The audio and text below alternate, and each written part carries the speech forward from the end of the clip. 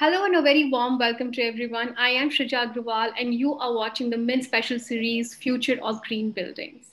There's nothing like a crisis to focus the mind, the saying goes. The pandemic is riveting the world's attention, from citizens to policymakers, businesses to financial institutions. And while cities across the globe work to flatten the curve and return to some sense of normalcy, we must all face a new reality. The world we return to will undoubtedly look quite different from the one we have left behind. As we reopen our spaces, build back our economy, and prepare for a more far resilient future, we will have to transform our buildings, communities, and cities into healthy and resilient spaces. Maintaining status quo won't protect us from the current public health crisis or adequately prepare us for the next pandemic or climate event. While this sounds daunting, the pandemic has the potential to accelerate some positive trends that are already emerging in the real estate industry. In the second episode of our special series, Future of Green Buildings, I'm happy to tell you that we are partnering with GBCI, Green Business Certification Inc., the exclusive body to administer the Leadership in Energy and Environmental Design LEED program. We once again take a deep dive into understanding how building green can help us prepare for a post COVID world. We also have with us leading professionals from the industry who have tried and tested the role of green buildings in creating healthy and resilient thriving spaces for the inhabitants. Please help me welcome P. GopalaKrishnan, Managing Director, Asia Pacific and Middle East GPCI, Shabbir Kanchawala, Senior Vice President, Raheja Corp, Harleen Oberoi, Head Project Management, Tata Realty, and Samhita Venkatesh, Founder and Director, Ela Green School. Ladies and gentlemen, thank you for putting your time and energy to this. It's my sheer pleasure and privilege to welcome you all to what is the Min GBCI Partnership Series on Future of Green Buildings. Thank you so much for putting your time and energy to this. And I think, like always, I'm very, very pleased to have Gopal, you on the panel. And I sort of begin the conversation with you here that this entire popular dialogue, about sustainability and healthy living has been the public conscious in recent years. But of course, the COVID-19 pandemic and its profound impact have brought it to focus like never before. What trends are you seeing from a GBCI perspective amid the pandemic with respect to awareness about building healthy and sustainable spaces? And how has the market really responded, Gopal, especially when it comes to redesigning spaces for the new normal or greening new buildings for a post-COVID world? Hi, Shija. So it's a good question. So I think let us first, I think, put things in perspective. The environmental movement as a whole can trace its root directly back to health and wellness. Now, in fact, it's a common misconception that environmental or green movement is primarily focused on energy efficiency and savings. It's a similar thing with green buildings. There is a misconception that they primarily impact energy efficiency and resource conservation, but health and wellness is a critical concern. The LEED Green Building Program, for example, was created more than 20 years ago, and health and wellness were foundational tenets in its creation. In fact, 70% of the credits that make up the LEED rating directly or indirectly impact health and wellness. So green buildings can promote health and well-being in the near term while preserving resource and protecting the environment for human benefit in the long term. So, for example, so it's all about local and global impacts, right? So when I say local, it can create superior environmental for building occupants, or it can promote safe and healthy sites for construction workers. Now, if you go a bit, macro, it can also advance the health of surrounding communities. And obviously, at a global level, it can mitigate climate change to benefit global populations. And also, the one more perspective is the health has traditionally been viewed as the responsibility of the healthcare sector. However, research shows that clinical care accounts for possibly 20% of the health outcomes. So it is the built environment where we live, work, and play, which are predominant predictors of health outcomes. And the equitable access to health has always been a top priority for government organizations and public health organizations. But they cannot be acting alone because they don't have sufficient market influence. And that's where you need new partnerships and new approaches. And we feel that the real estate industry is well positioned to improve population health through its direct influence over the design, construction, and operation of the built environment. But however, despite health and wellness being fundamental to the green building movement, this is not widely understood by the general public, right? So our organization conducted research last year as part of our Living Standard initiative and found that general public still largely don't understand the impact that green buildings have on their health and that of their families and communities. However, as you rightly said, the COVID 19 pandemic has started to change that. And now, more than ever, people are starting to pay attention to the impact that their surroundings can have on their quality of life. Earlier this year, we conducted a survey with our key stakeholders and found that creating a healthier environment is a driving factor for their reasons to pursue green building, both personally and professionally. So just to give you some numbers, 89% of our respondents said that both contributing to healthier living and working environments for people and creating more such buildings are important to them.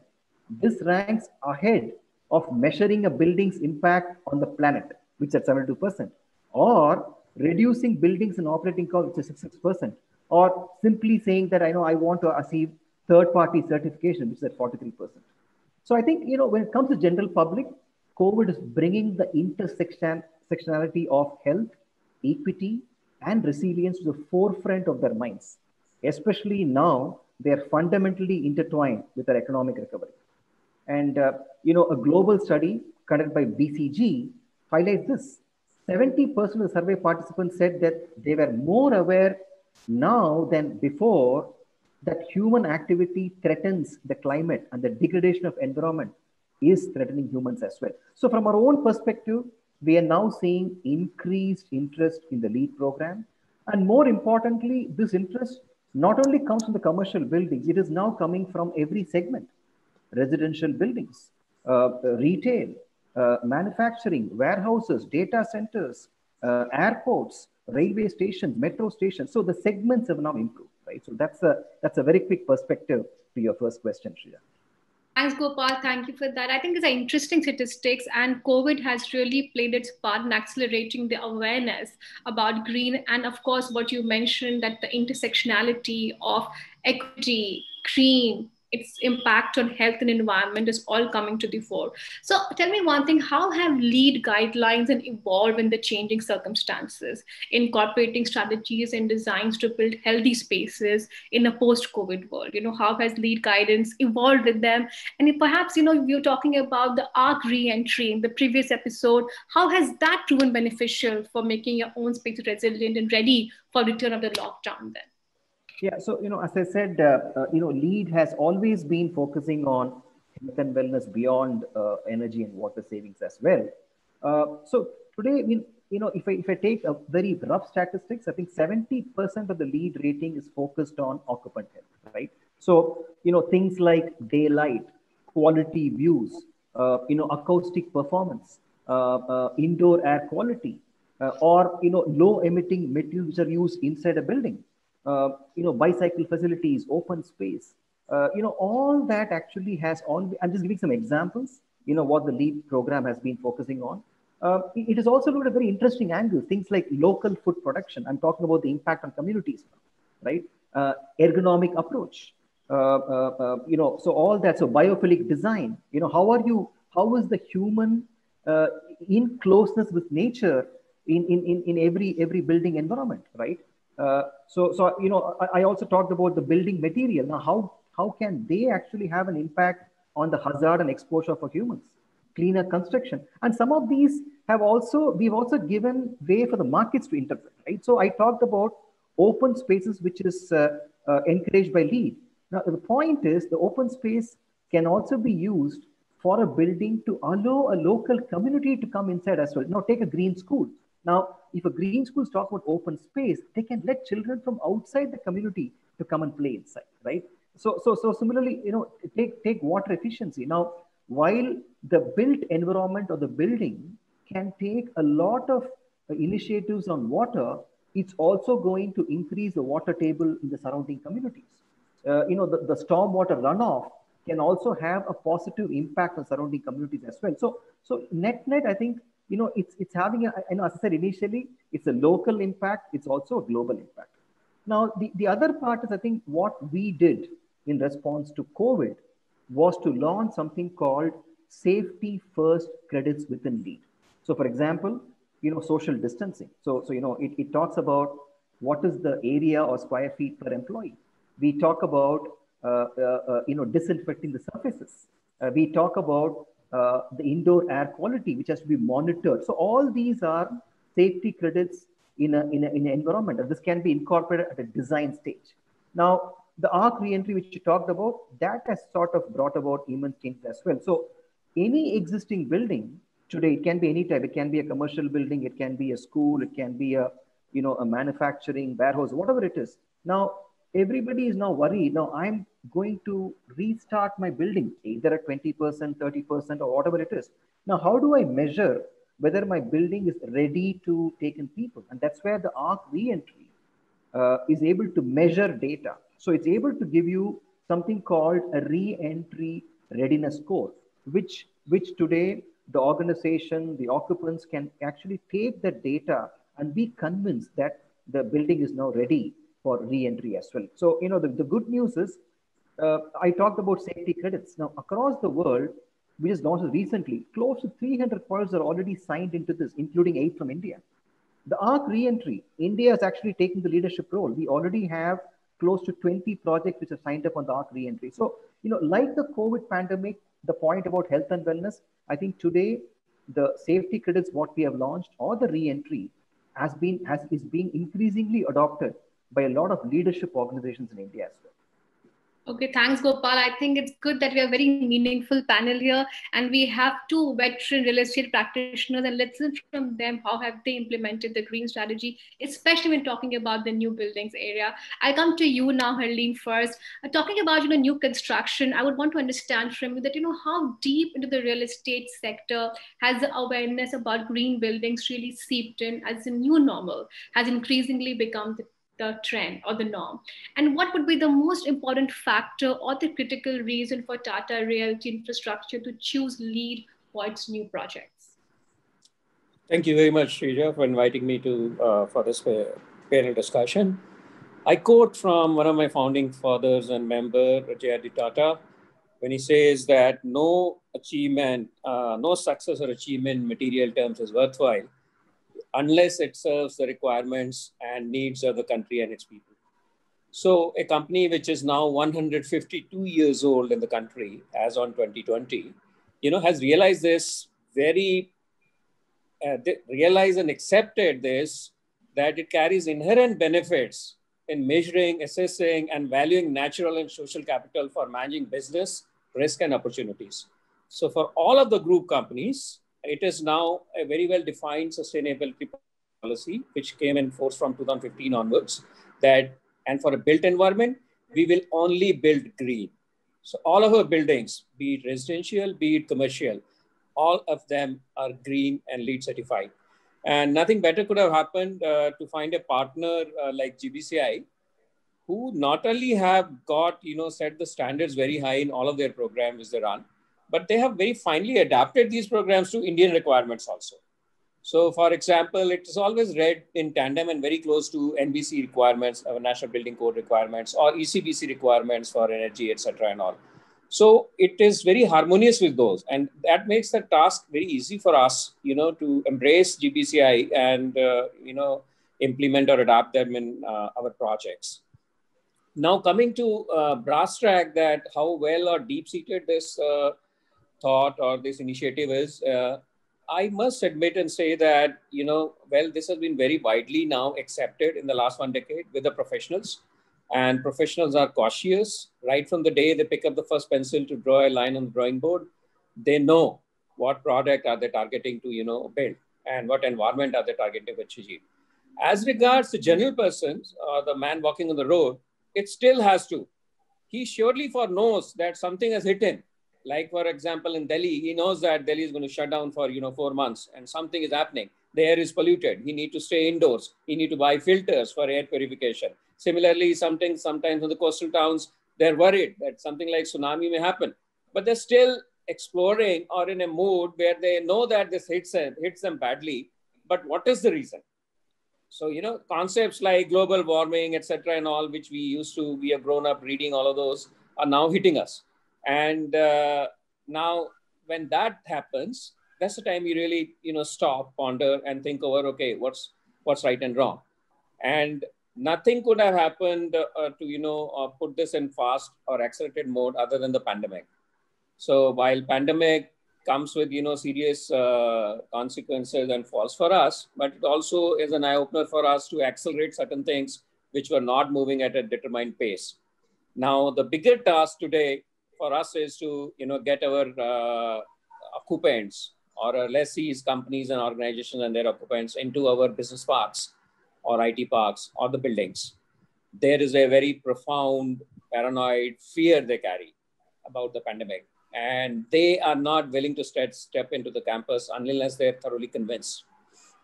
So in our, parks and campuses, which are already built in, we are finding merit in associating with GBCI for our re-entry strategy or for, the safety pilot credits, which again, we are evaluating this for the built environment, for facilities management and operations to make a situation which really assures the end user or occupant to move into the facility without second thoughts. In some of the projects which we are developing recently or on the drawing board stages, we have again gone back to the drawing board stages to make improvements in the systems and make an entry or a journey of an occupant to the campus totally touch-free. Touchless solutions are being proposed now. So, which really, gives away the need of any person, physically touching any surface in the campus, and till the time from the moment it decides to move into the campus and goes out. So there are improvements in, which are pertaining to the facilities already existing and which is being targeted by our re-entry strategy and the safety pilot credits.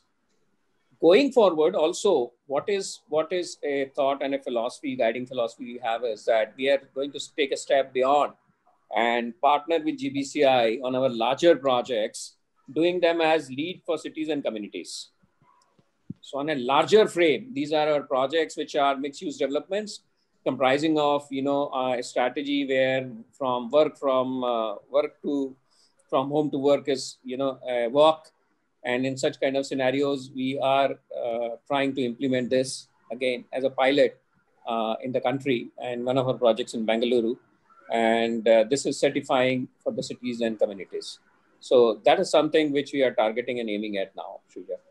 Okay, thanks, Harleen. Thanks for that insight. I come to you now, Shabbir. We just heard from, one developer, and Harleen was very candid enough to say that there is also a situation when they go back to the drawing board, reevaluate strategies, and the very fact that, the entire sort of awareness about green building, it might have seeped into the corporate professionals, but of course not really has gone to the general public and masses who still have sort of questions on in their minds. I want to come to you now, Shabbir. For instance, Raheja Corp began investing in developing green buildings long before the pandemic. However, what the changes in strategies, if any, for building green in the new normal, I would want to understand from you. And does having infrastructure designed to improve the health and wellness of tenants actually give you an edge in a still recovering COVID world? Thank you, Srija. So, at Raheja Corp, when we decided to go green around 14, 15 years back, we were the first developers in India to do that. And people thought we were crazy when we were looking at, constructing sustainable, healthy buildings in the west and south of the country. Having said that, we were lucky to have the US Green Building Council at that time, along with, the GBCI, which is there now, in helping us do this. So we've been in this business since 1956, and we understand that, there would be a certain GDP growth for the country, and there would be a lot of construction happening in the whole of India. So why not contribute a bit, to lowering of global warming and construct healthy, sustainable green buildings, for all our projects. So we actually signed a memorandum of understanding with the CI and the Green Building Council in constructing only green buildings across the country. So whether it's a green office or a green home or a green hotel or a green mall. So whether it's my Innorbit Mall or whether it's my JW Marriott hotel at Sahar or my hotel in Bangalore or my other hotels in New Bombay, they would be constructed as sustainable green buildings. Having said that, like Gopal mentioned, there is a huge interlinking between the wellness of a person occupying a green building and a green building standard. These are intervened so well in terms of tangible and intangible benefits to the occupants of a green building. So when my Mindspace REIT, we decided to go live on the stock exchange, we were pleasantly surprised when we did this in the COVID scenario, when we were pleasantly surprised of it getting oversubscribed almost more than 10 times. This happened also because the institutional investors were very clear in ensuring that they would put their money in buildings which are sustainable, green, and for which particular employee who's going to work there is not going to end up in a sick building syndrome. So the green building ensure that never happens with the various airflows, the indoor air quality, the low VOC of the material, the daylight views which a person gets. So basically, this is something which we started doing that, and we've been continuing doing that with millions of square feet of construction in the west and south of the country. This would also include our residential homes. We had the first low gold green home in South Mumbai, in our Viveria project. In the COVID scenario, there has been a rapid escalation in this particular format of the sustainable green buildings. The employees understood this. The employers understood this in a much larger way, because when we constructed our IT buildings and leased them out to Fortune 500 MNCs, so whether it's Accenture or whether it is a Facebook in Hyderabad or an Accenture in New Bombay or a Bank of America in Hyderabad, they understood that it made sense for them to move into a green building. For one, because it made business sense. And obviously, the intangible benefit was their employees' absenteeism comes down dramatically in working in a green office. The COVID scenario, we have gone into the mantra of reinventing and ensuring that the entire process becomes touchless for the employee. So when an employee enters my IT park, we have an app for which he needs to certify himself with not having any symptoms. And once he enters the park, in addition to the regular checks which happen in terms of the temperature check at the entrance, we have a full body temperature software scanner which sees the entire various parameters of the concerned employee entering. Then at the gate we have a baggage scanner which kind of ensures that any baggage, in addition to the person coming in, is also sanitized before entering the office. So, which touchless doors, and when he enters the lift, he is able to call the lift by the swipe of a hand, going up and down. There are sanitized plastic toothpicks outside, which are utilized by him, before he enters the lift and presses the button. He also has the option of entering the lift and calling out the floor name. So that's touchless by the time he reaches this place. Each of the workstations are also, partitioned with the various partitions which help him in ensuring that the maximum COVID preparedness is there for him to return back to work. So to complete the loop, if when he enters the restroom, he will have a foot opener down for him to open the door. When he's going to use the tap, that's going to be touchless. When he's going to use a soap dispenser, that's going to be touchless. When he's going to use any kind of disinfectant on his hand, that's going to be touchless. When he's going to remove the paper from that's going to be touchless. So we've tried all we can to ensure in the COVID scenario, having helped, of course, by the ARC re-entry platform and the various other parameters which the US Green Building Council and GBC have incorporated in the LEED standards.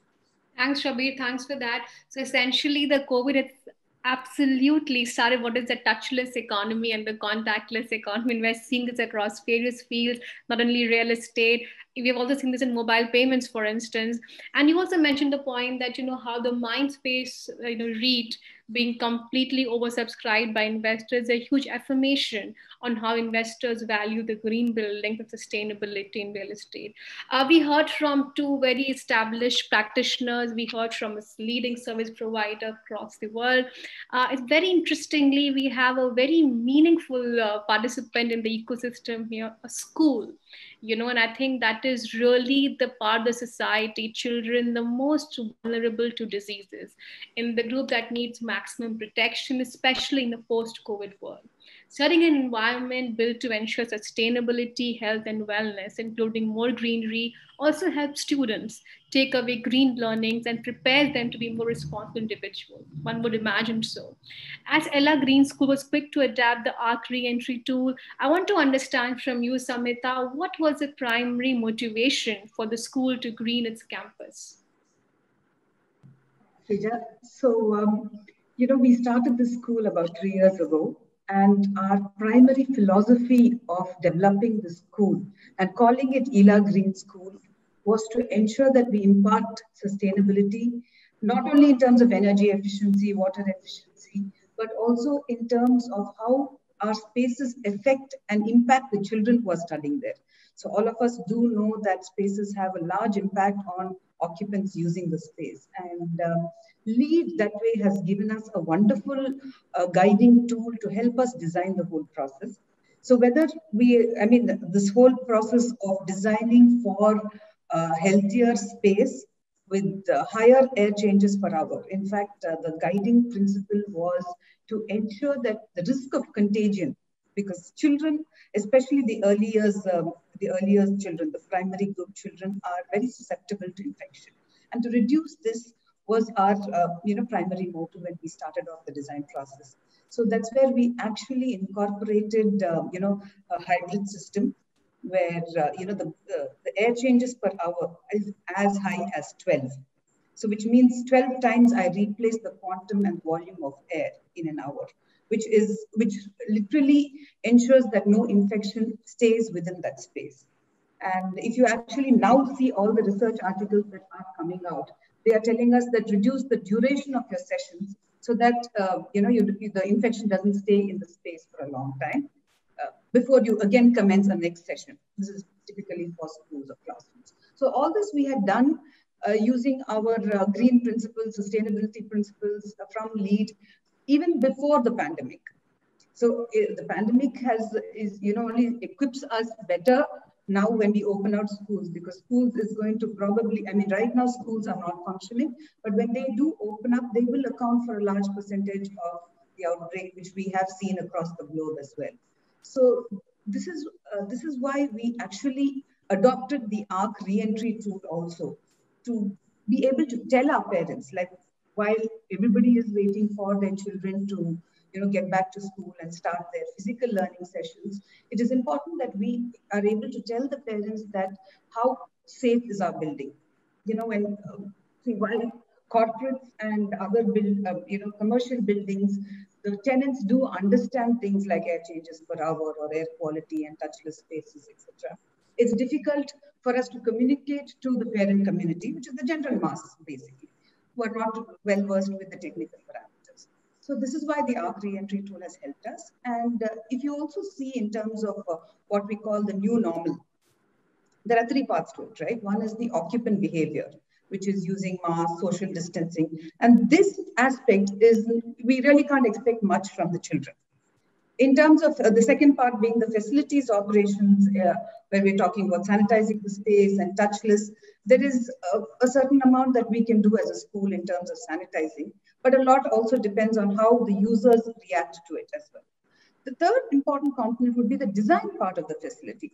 So this is where how we are accessible to the outside, outdoor classrooms. How do we bring in fresh air at frequent intervals? How do we reduce the duration? So based on all these parameters, we actually tried and estimated what is our rate of transmission of any disease for that matter within a space. So the University of Colorado has actually developed a wonderful tool which gives us an estimate of what is your rate of transmission based on various parameters such as the size of the room, the air changes per hour, etc. And we are at 0.1% as a value. So which means literally anybody who is infected, the chances of him or her infecting somebody else is minimal. And there's also an interesting part of the whole thing is that the dynamics of transmission of the disease is very different when a child is infected vis-a-vis the teacher being infected.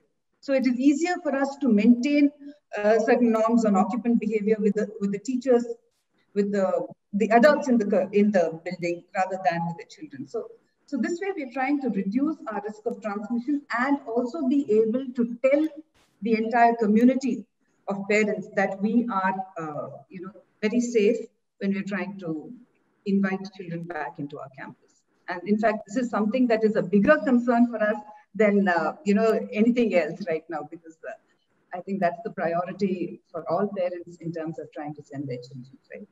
So absolutely. This is exactly where it has helped us a lot. Even before the pandemic, it's only just helped us be more prepared in terms of facing the crisis. We're more crisis prepared, I would say. Absolutely, Samhita, and thank you. That was really insightful, and the kind of tactics that you shared with us and how you're looking forward to really sort of inviting your students and parents back to the campus. And I wish you all the best with that. Gopal, I come to you now. We heard from various panelists, and they all were sort of very forthcoming in sharing about, how design strategy, be it LEAD and be it ARC re-entry, has really helped them in their businesses and sort of what they do and what the kind of design thinking principles and the learnings that they've had pre-COVID and the post-COVID environment. I would just wanted to understand 3 or 4 key things that all of them sort of pointed out. Harleen sort of mentioned that perhaps the awareness needs to be amplified amongst the general masses. There seems to be sort of some consensus building that we need to do something on the environment or the climate front, but people are not necessarily absolutely willing to go out and understand fully the concept. That is one. Second, I think what I understood from Shabbir also, that while there's a lot of openness from multinationals and foreign companies and foreign IT companies to go green, I would want to understand from you how receptive are perhaps the Indian companies or the Indian counterparts for that matter.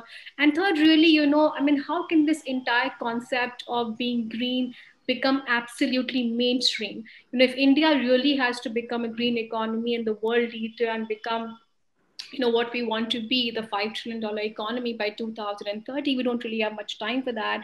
I think going green is extremely, extremely paramount to that. So how do you see these sort of 3 things, intertwining, and perhaps what are your suggestions in that direction? Okay. I think it's very interesting, for us to hear Shabbir and Harleen and what Samhita said.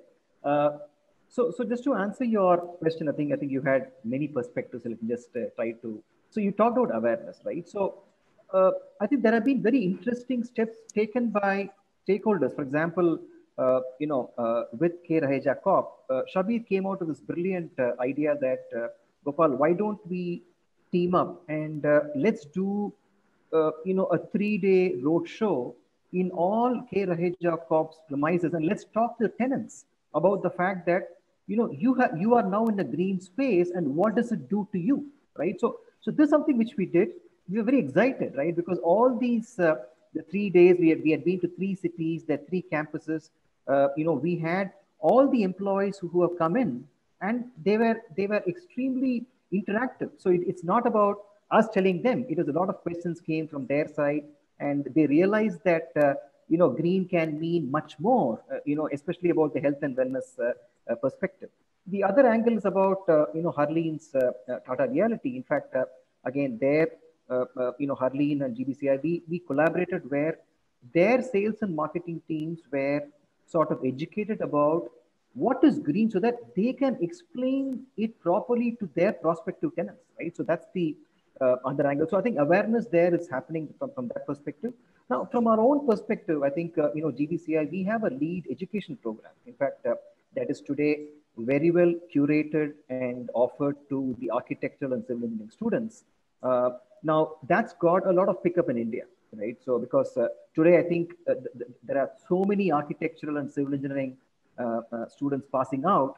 And obviously, there is a lot of, I would say, interest or trepidation, so you want to put it about how do I skill myself? I could be an architecture student passing out, but what are the cutting edge, knowledge which I can adopt? And their sustainability seem to have actually come to the top of the mind. So today we are seeing a lot of architecture civil engineering students signing up for lead education.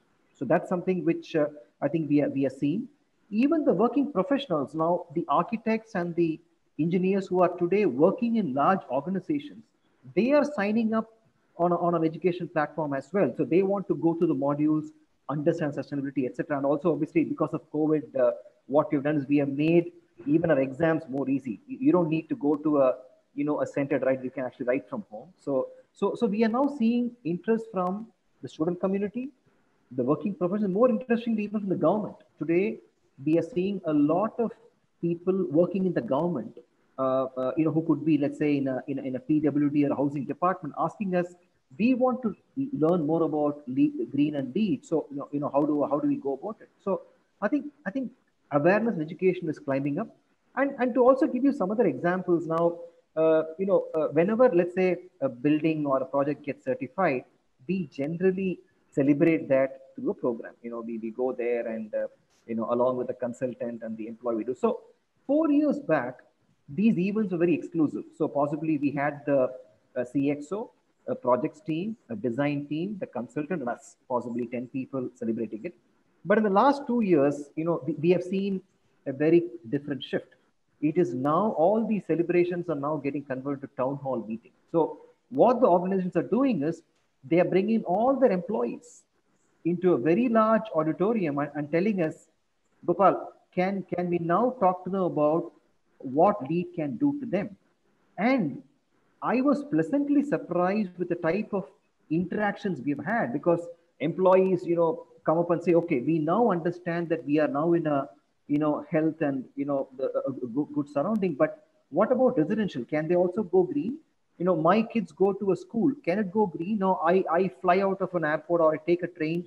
Can those stations go green? So, now the seeping has been that, or the question has been that, can all my touch points, go green? Especially, I think now in the COVID pandemic, the question everybody has got in mind is that, as I said, the built environment where, we live, work, and play.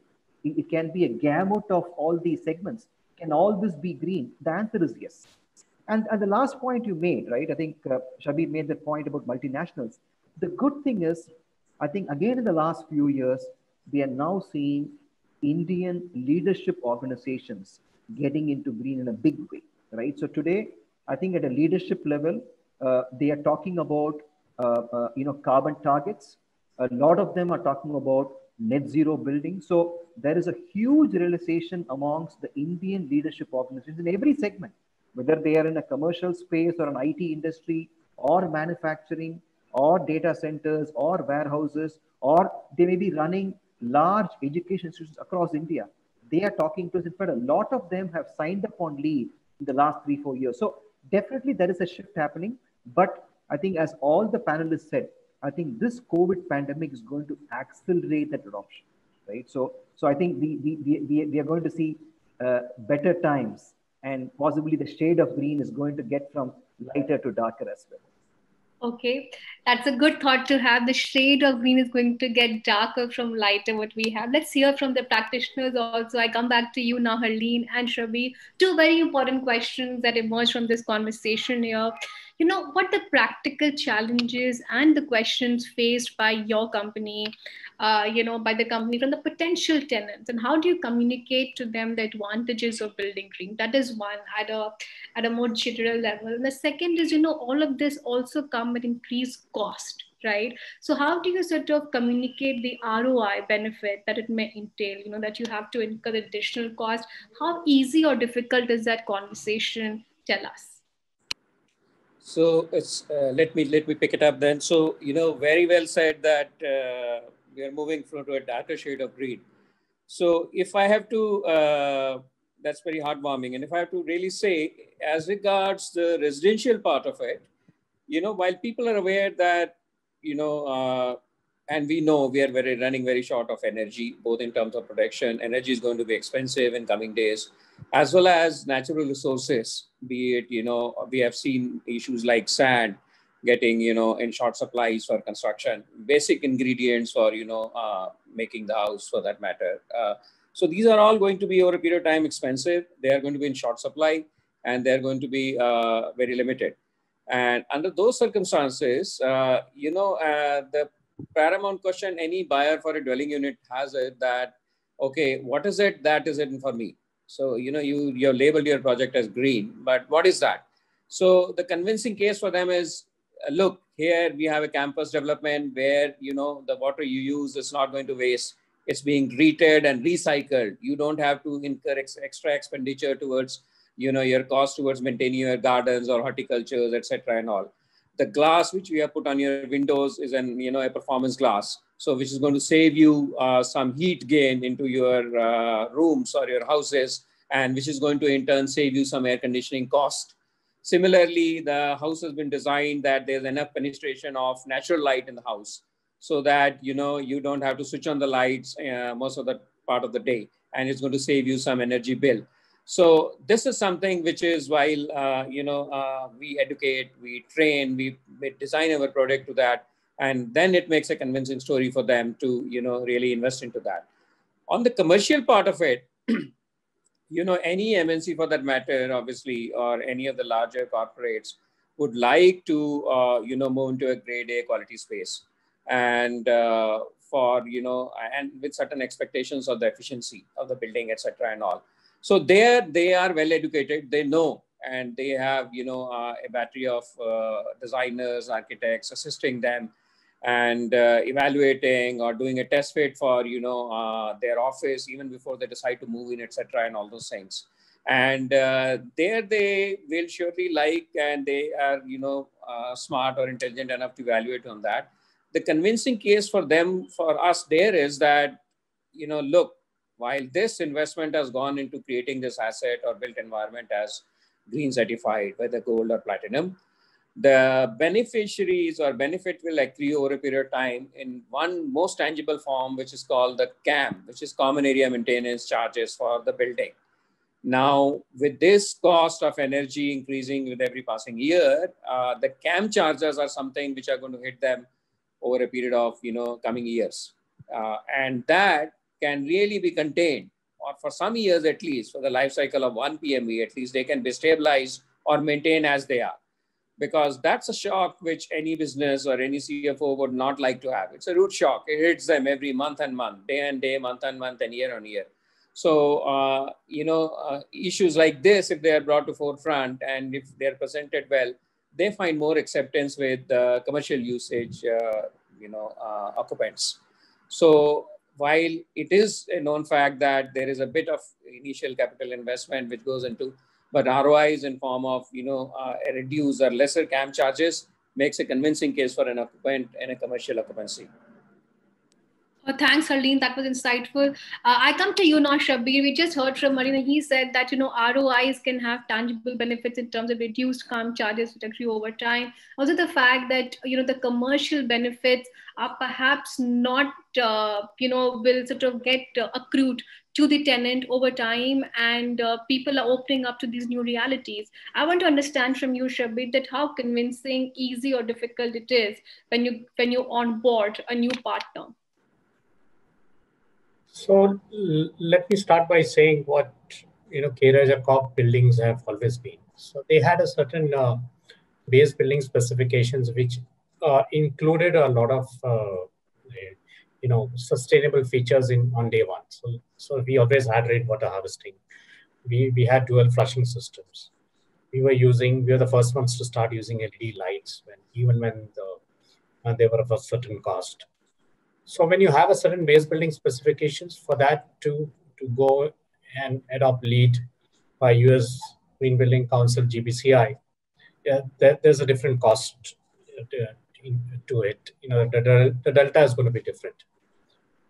Having said that, when we lease out these green spaces to our IT customers, across the globe, in India, the premium on get for a green space is still not there, because the IT clients look at various other options, and with everything being the same, they would prefer to move into a green building because it obviously helps them in working out a lower per seat cost per person for them, and that in turn helps them in getting the various IT contracts from US and Europe. Having said that, the way the IT sector works and way the employers and the employees look at it, it's a lot of hard work for an IT person. He works 12 hours a day and sitting at a particular location, and if he's going to sit in an office where he's able to see the nature outside, he's able to see the world outside, which helps in having these green glasses which allow the light in and not the heat in. If it is, if the CO2 changes are good enough, if the indoor air quality is helping him, he's going to like, doing work beyond a certain point, and is able to deliver the required productivity which the IT customer entails. Having said that, yes, when we started doing this, 13, 14 years back, there was an X cost. Now there is a very negligible incremental cost in constructing wellness of green buildings. In fact, we were the first ones to register ourselves in the world for a well residential project in South Mumbai, RTCA, at Worli. So we don't look at cost in a certain way, which maybe other developers would look at, but we look at the business, in the long term, and then we see that, this is how it's going to happen. Like I said, when we did this 14 years back, people thought we were crazy, but Gopal would be testimony to the fact that there are now millions and millions of square feet of green space in the country now. And I guess we are third or fourth in the world now, with the kind of square feet which is available to us. The green home customer needs to be educated more in terms of asking for a green home from a developer. That is slowly happening, though personally I would like that pace to be accelerated to a way where I keep on saying in my company also that we should be in a scenario in India where a particular person works in a green office, he goes to my green mall, he stays in my green hotel. His son demands that he needs to go to a green school. So that would be the utopian way of achieving a green milestone for India. Okay, the utopian way of achieving the green milestone for India. But I think the consensus sort of building from this conversation today is that perhaps that utopia is not far-fetched, and we are perhaps getting closer to this. And I think I see promise in the young generation, the future generation, to what sort of Samhita alluded to, that how you train your future generations to choose sustainable living and think of broader societal good, essential to prepare for a sustainable future. So I wanted to ask you, Samhita, that how does building green schools help achieve this objective? Are there instances of children showing increased sensitivity towards the environment as a result of studying in a green school? Can you give us some examples there? Yes, definitely. In fact, children are very perceptive. They understand and see things. They learn from observing rather than what is being actually taught. And when they come to a green campus where the teachers, the the staff, the admin staff, the management, everybody is speaking the same language, where we are stressing on the importance of resources, on global climatic change. These may sound like big, large terms, but in our school, even a KG student will talk about these things. And they understand to whatever extent they can understand. And in fact, our curriculum also has included the USGBC Learning Lab program. And the reason why we did the IB program is because it allows us to tailor our own curriculum, including the sustainability part. While teaching learning is happening, it needs to happen in a way that they understand and are sensitive to the needs of others, to the needs of the planet, to the needs of the environment. So this is beautifully reflected as I see these children develop. Even in a year's span of learning, these little kids come back and tell me what they have learned. They come back, the parents come back and tell me that even they don't see what is the meter reading, whereas these children go back and ask them, what is it that we have consumed this month? Because I told my parents to switch off the ACs in the previous month, are we seeing an impact? So it's beautiful that these children actually drive the point home, and it just develops a chain action, Then automatically the parents become conscious because the children are exhibiting certain behavior patterns. So we actually developed, there was this waste segregation. Most of these initiatives are, generated by the children. It comes from the children. We are only people who guide them, but they came up with this beach cleanup initiative that they wanted to do. The younger kids wanted to clean up the campus. So while they all know that it's a plastic-free campus, they'll all be excited and say, we found this plastic bit, it has to go out.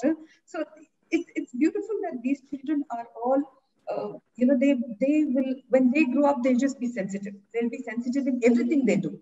It need not be a field of sustainability that they choose, but just living life in a more responsible manner, which is what our forefathers did actually, which is what we saw with our grandparents and parents, and perhaps our children don't get to see much of it because, the whole nuclear family and we have our own commitments to deal with. So they don't see enough of it. And while they can experience it in school, it becomes a community action. They're able to, pass out to their entire gated community.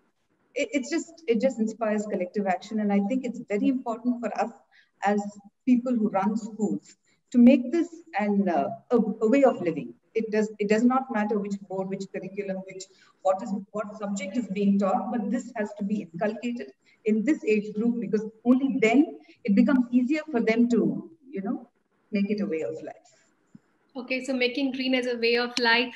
I come back here to both Harleen and Shabbir. We just heard from Samhita, that how the awareness is sort of seeping in little children. I mean, they are asking questions to their parents on electricity meter bills and things like that.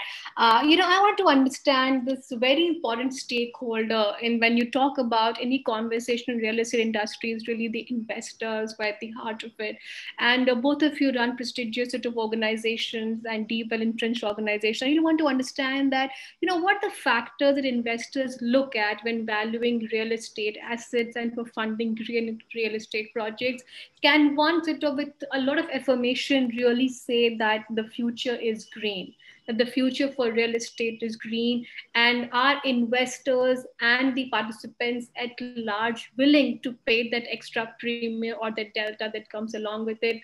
I come to you now, Shabbir, first, and then get on to Harleen, and then to Gopal and Samhita for the concluding remarks for the conversation. Yeah, so Shrija, the way the whole world has become in terms of, looking at climate change, across the globe, there is a fallout, obviously, on the various parameters which contribute to climate change. And buildings, obviously, there are various percentages which they say that which vary from 30 to 42% of they contributing their bit to global warming. So the institutional investors or the foreign investors across the globe understand that, because they all realize that it's the quality of air which is equally important in addition to the fact that they're going to invest money in that.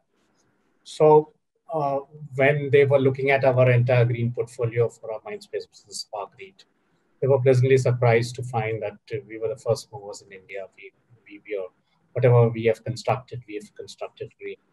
Whatever we have walked the talk with the US GPCI in ensuring that all the clauses of the lead are implemented both in letter and spirit. So when they did a thorough audit of our facilities in finding out what the glass technical parameters are they really allowing only the light in, not the heat in? Is there a cold roof on the top where the sun rays just gets bounced back from the roof and they don't come through this? Do we have a sewage treatment plant which recycles the water, and my entire water in flushing and gardening is all recycled water? I have dual flushing systems. What about the flow rate of water in the taps? They are of a certain flow rate. What about the lights? What about the COP of the air conditioning system? Is the COP of the air conditioning system as per the ASHRAE standard? Is it greater than 6.1? Is it allowing the air changes? What about the CO2 sensors? So green buildings obviously is a mixture of passive architecture and a lot of engineering, mechanical engineering, and electrical engineering and air conditioning engineering. So all this are auditable. These are auditable. When you say that you are going to save a particular power bill, like we did the first one of the first platinum buildings in Hyderabad, and the CFO of that particular building, when he saw the power and water bills on a per square feet basis, compared to a similar non-green building, they were pleasantly surprised. 30 to 40% saving in power, 20 to 30% saving in water bills.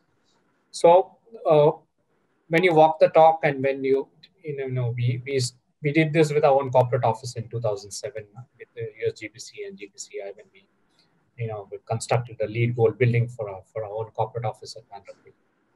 And then we walked the talk for all of our.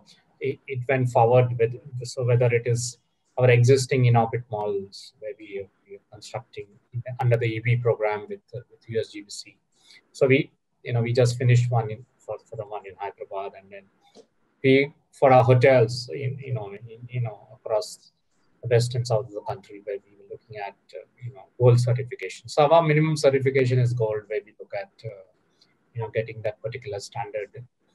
So the institutional investors obviously will not give money unless they're thoroughly convinced that they are moving into a genuine green space, because otherwise you will end up with a lot of brown discounting where you would probably not get the money which you wanted. So I guess it works both ways for us as developers, where the investors put in their hard-earned money and the comfort they have with us in terms of the promoters doing their bit in lowering of global warming. Thanks, Shabbir. That was pretty insightful. So I think the big takeaway coming from there is that institutional investors will not give in to greenwashing anymore. We have seen this in the energy space play out a few years back, where everything was labeled green just for the sheer intent of raising money. I think with the entire ESG conversation in the backdrop becoming so much stronger, one has to be really careful in how we are approaching green. I want to come back to you now, Harleen. We just heard from Shabbir that institutional investors will value you and value you big time if you walk the talk and if you're genuine, because everything that you do here, and especially in the green building concept, is auditable. I want to get your views and then go on to Gopal here. Yeah, Shrija, so something wonderful has happened in our country in the recent times, and which is REIT. REIT is the future of commercial space in India, for that matter. So we already seen three very successful REIT, including Raheja's, happen in the recent past, and which has been oversubscribed. Now, why should an investor, foreign institutional investor, or an asset owner like Brookfield, etc., or Blackstones of the world invest in, the real estate? Because the principal guiding model and philosophy there is that they want to invest into a model to create value for their shareholders. Okay, so like in a REIT, even you and me can be a partner owning a piece of the commercial space. Now, the best interest of investment is protected if the asset is really good. Asset has a longer life Asset is, performing well to the efficiency. Asset is, self-generating incomes in terms of it is a LEED zero kind of a zero carbon, zero waste, zero water kind of a situation. If it is, achieved in that asset, it serves the intention very well because then the returns are manifold on the investment.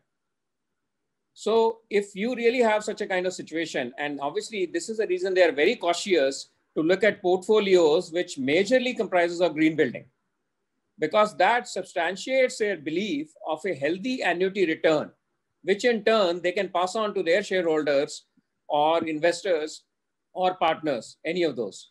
So it makes sense both ways. For a developer to do a green building, a green commercial building, and have a portfolio rich with green building, because then that is the most sought after, or it's a pie of the cake which is most cherished and most chased after by the investors or the asset owners. So this is what the wheel has more started moving towards. And I see we also very ambitious, and we have a very ambitious plan of running building up a portfolio of around 45 million by 2025 and go for REIT listing. So that is where the future is, and that is where all the interests lie. Thanks, Harleen. Thank you for that insight. I come to you now, Gopal. We just heard from Harleen, and it's very well put that in the future, of course, lies in REIT. And when you go for green, it perhaps serves both the parties well because the returns are substantial and you can have long, steady annuity income for the likes of Brookfield, Canadian pension funds, and the long-term institutional investors like those. I come to you now, Gopal. We spoke about quite a few benefits of growing green, the fact that how the government is playing its part, how organizations like Tata, Realty, Raheja, corp are passing on benefits to their tenants, to the residential partners, how convincing the tenants is becoming easier with every passing year, and how the future is green. We heard from Samhita on how the awareness has seeped into the younger generation society also. My question to you really is that, as you are building out the GBCI portfolio in India, if you were to give me two key challenges that you are facing, what would those really be? Before your concluding remarks, it could either be the ask from the government or ask from the industry. Yeah, I think today I think the stage is set, or I would say everything is cast. So we heard from leaders today, whether it is Raheja or Trill, about how they value green and sustainability at a design stage. Now, I think the biggest challenge is how are we going to progress this in an exponential way, because what we have possibly touched is at the cream layer. Now, can it go down? Can it become inclusive, right? So for that, I think awareness is a very big ask, or a very big question. But I think in the debate, what we had today, we've also understood that COVID pandemic seems to be now accelerating the awareness. So while it is a challenge, I do believe that I think the COVID pandemic has given us the answer where today people are demanding. Now, Shabbir and Harleen spoke about how assets are now being evaluated and they're auditable. Now it's something like today, even when you go to supermarket, consumers today, when they pick up anything to buy, they're looking at the label very closely. And it is not about, they're not convinced if the label says, a classification without a name. They're asking, what is this? Today we have reviews talking about, do not buy that product because it is not able to define the constituent. So I think a similar awareness is seeping into asset class as well, whether it is commercial or residential. So while the awareness is low, I do see a pickup. Now, you spoke about the government. I think today, fortunately for us, India being one of the signatories to the Paris Accord in terms of climate change, I think both at the center and at the state, we are now seeing that, for example, most state governments today do incentivize green, right? So I think that hurdle has been crossed. But I think what possibly state governments can think as well is now today, for example, state government today is, let's say, putting up large industrial parks because post-pandemic, every state government and the country, we are trying to attract investments into our country. Now, can the state governments also think about, can I go for industrial parks to be going green? Or what about the existing building stock? We have a huge existing building stock in India today, and governments owns most of it. Now, can either they go green, or the state governments can they also incentivize private existing buildings to go green. So those are the two challenges, but I think solutions are possibly close by as well. Okay, I come to you now, Samhita. Any concluding remarks from you, and then we get on to the rapid fire from the panel. Sure. I think the only key critical component in when you're talking about masses and talking about awareness and green, we are a country of 1 billion, right? So a push from the government, where the government gives us with, I'm not even talking about incentives, to make things mandatory, sometimes it has to be, forced on us. For example, Tamil Nadu banned plastic. The day that happened, the next day, even your big stores like Nalli and all of them started using cloth bags. So these kind of governmental push will go a long way to, accelerate the whole process faster. And agencies like GBCI and others who are in their own fields of working towards sustainability, it just makes it easier and faster for the country and the nation as well. Okay, thank you, Samhita, for that. And now it's time for rapid fire. I'm going to throw quick questions to any of you. So keep your unmute button on. And I want to look at like very quick answers. And I will come on to you now, Harleen. The first question, if this world were a billboard, what would you write on it? I'll paint it dark green. Okay. Shabbir, I come to you. If you were to do a reverse pitch, suppose you were to give an idea to a startup. I'm sure you have reached that stage in your life where you must be a personal investor in some startups, or you must be knowing VCs. But if you were to sort of give ideas to a startup in the green or sustainability space, which you think is very compelling and perhaps not been pursued on, what would that really be? So let me just tell you an actual thing which is happening. So there is a group of these young IIT guys who are looking at, buying scrap newspaper from all of us, and giving you an incentive in terms of how you would get that money back. You would get that money back if you are able to demonstrate to them, by showing your last month's bill and the month bill before that.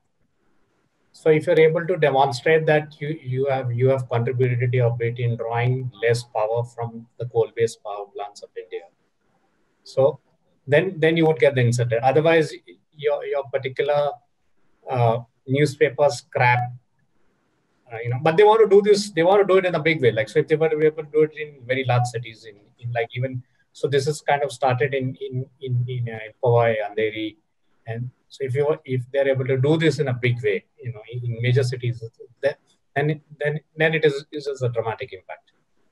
Okay, Samhita, name one experience that has been most overwhelming for you.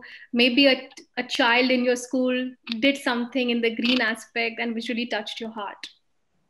So we have huge green walls on our school, the vertical gardens. So there was this child, I think grade 4, where she actually drew inspiration from that and made her own green wall in the classroom with plastic bottles. So it was, and she told me that this is, the inspiration came from that, and I tried recreating a simple thing in a smaller scale. So it was nice that there are you as a leader making some change somewhere as well. Okay, Gopal, I have the same question for you, which I asked Harleen. If this world were a billboard, what would you write on it? I think he answered that question. So I think I don't think I can do better than that. But I'll take the question what you asked, Samhita, right? So in the last 6 years of our journey, if you ask me, which was let's say the wow moment? Obviously, I think we deal with stakeholders like Raheja and Trill. We deal with visionaries like Samhita. But once I remember, I received a mail from a 8th standard girl, right? So she wrote to me and said, Gopal, Gopal uncle, I heard your name from somewhere, and I know that you have lead exams for, college students, but I want to write that, right? She said, and this is 4 years back. I mean, I'm not talking about today where, things have moved around, but 4 years back, she writes to me and says that, I want to pass your introductory exam. So is there a prerequisite? I said, no. Then she said, please give me a mentor, and actually I want to pass it. Now, she studied for a year, and by the way, passed it as well, possibly one of the youngest, maybe in the world or India, to pass it. So that was a wow moment, and that gave us a lot of confidence that, as Samhita said in an earlier comment as well, I think it is the younger generation which seem to be picking up very easy, and that gives a lot of comfort to us as well. Okay, one quick hack that you guys are sort of, adopting in your life to become green, all of you. I can start with you, Harleen, and then get on to the other people.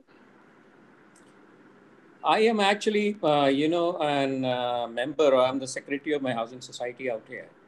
And so nothing better than starting it from your own home. And, so all initiatives, be it, the waste segregation, be it the recycling of water, whatever I implement or do in my professional life, I make it a point that, and right up to the test of quality of water, etc., or the treated water, I'm personally involved in each and every aspect. That gives me a good feeling of, a contentment, satisfaction, and really, it's like working with their own hands. So ground root realities. That's very satisfying and gratifying. Shabbir? Yeah, so I guess children have been able to do much more in a smaller way, in my world. So whether it is my child who's grown up now, but over a period of time when they see the maid servants wasting water, or when they see us not closing the tap when we are shaving, or when you're brushing your teeth, so that those are the hit moments to you when you realize that you need to turn on the tap. Okay, Samhita? My most recent project is collecting HDPE plastic waste. We are looking at home, so I've set aside an oven to try and create plastic tiles. So we've Googled a lot with my children, basically. My boys are in the 7th grade and 5th grade. So that's our most recent green project that we are doing, which we keep doing on and off various things, make stuff from waste paper and things. So this is... Okay, Gopal. Yeah, so obviously I think this journey of green has made sure that at least at home, we try to incorporate a lot. But I think what possibly gives me satisfaction is, I come from Chennai, and it's a water-starved city, as all of you are aware. So like Harleen, I also, I lead the resident association, or whatever you want to call it. Now, what we did, I think, in the last 6 months is, although, rainwater harvesting is, by the way, mandatory in Chennai, and our apartment has done all the steps, but we did see that, not all the water, because, I live in a slightly an older apartment where water could get collected somewhere, right? And we see puddles, etc. Not all the terrace water is coming in the rain. So what we have now done, in fact, before coming into the panel discussion, I just signed off the last one because rains are due in Chennai from tomorrow. So we have now ensured that even a single drop of water does not go waste. It should not go into the stormwater drainage. So inside the apartment, we have now ensured that whatever rains on us gets into the ground through either the erstwhile rainwater structures or through rainwater pits, or wherever we have not been able to do it, we are also now collecting whatever is going to be done. That's also going to be used in individual homes as well. So the test is going to be from tomorrow, but at least we have done a design stage. Okay. Wonderful. It's so insightful to hear from all of you, and especially how you are doing your bit personally and as an organization, this agenda of the country going green. And thank you, Harleen, Shabbir, Samhita, and Gopal, for sharing those insights with us. It's extremely meaningful. We had a very meaningful panel here, representation from esteemed organizations, veterans coming on board, and it was really a huge learning exercise for me too. Another time we see you next. Goodbye and good luck. Thank you so much for joining us. Thank you. Thank you, Shrija. Thank you, Shrija. And bye, everyone. Bye-bye.